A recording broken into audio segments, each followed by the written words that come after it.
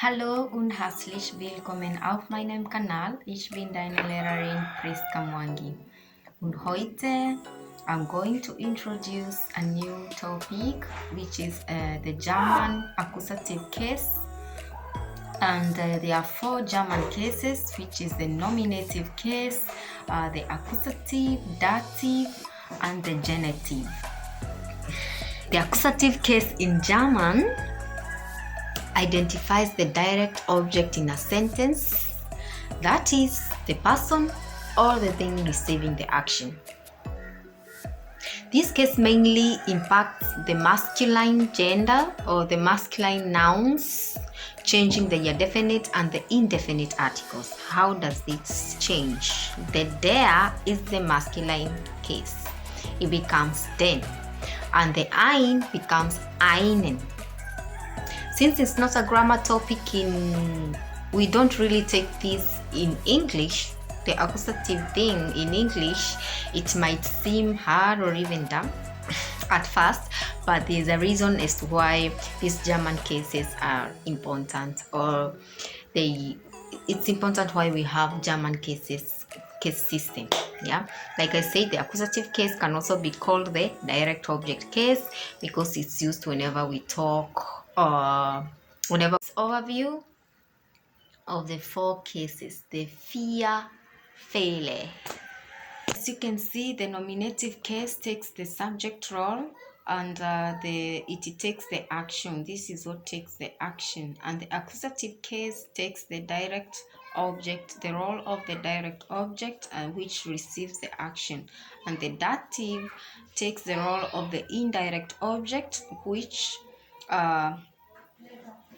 is for whom the action is taken, and the genitive takes the possessive role, which indicates the owner of someone or something.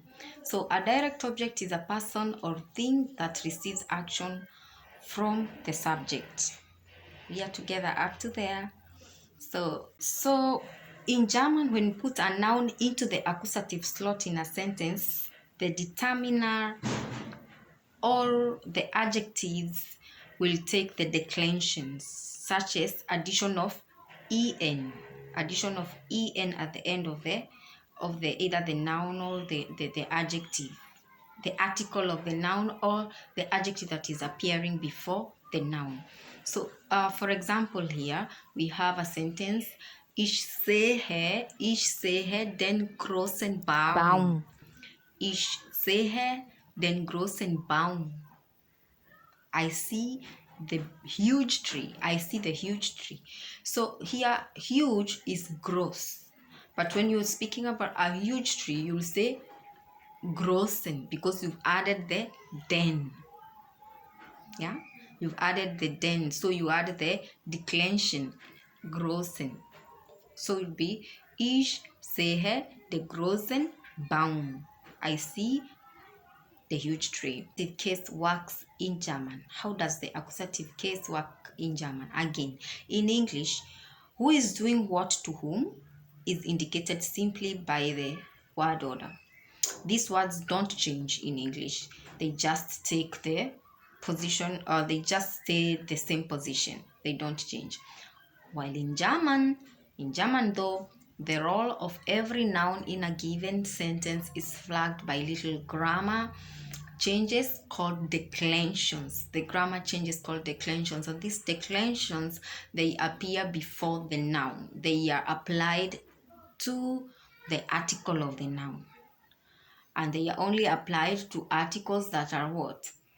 That are in masculine. So these declensions, there are two types of words that come in front of nouns. These are the determinants, the types of words that come in front of nouns: determinants and adjectives. Determinants are little words such as many, all, every, there, some. These are the adverbs, the articles. And the adjectives are words that describe a noun, describe the feature of the noun.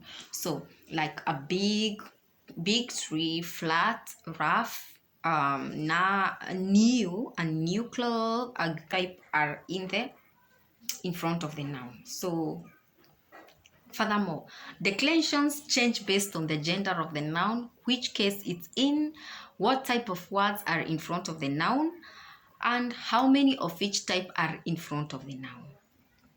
So if you're interested in learning German and understanding the accusative case in German, you can simply book an online class with me or enroll for the A1 level German class here at Linguistic